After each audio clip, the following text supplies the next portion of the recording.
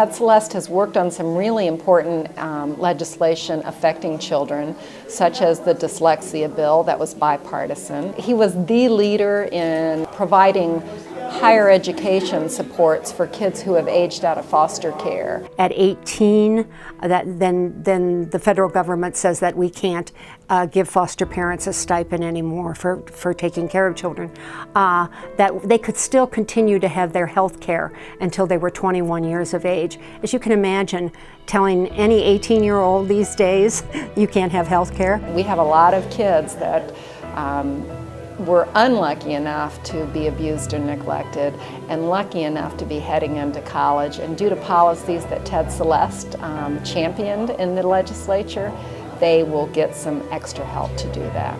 I am a parent of a child who has autism, so I'm very interested in local and state issues around autism.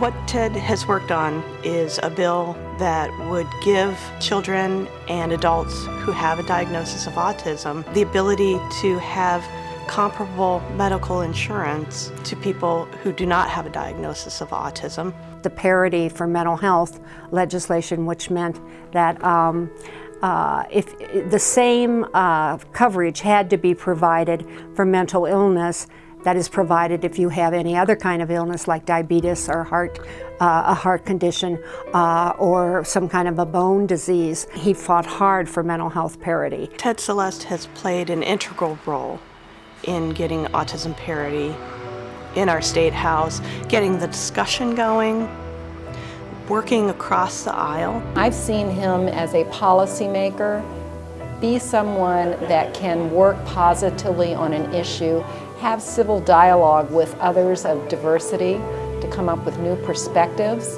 and actually to find solutions for issues. We don't have that in Congress right now. We have quite a bit of non-effectiveness. We have quite a bit of bickering, and I'm looking for someone that can have civil dialogue with everyone. He's a huge champion of children. His values really support what he does in his work and in every aspect of his life.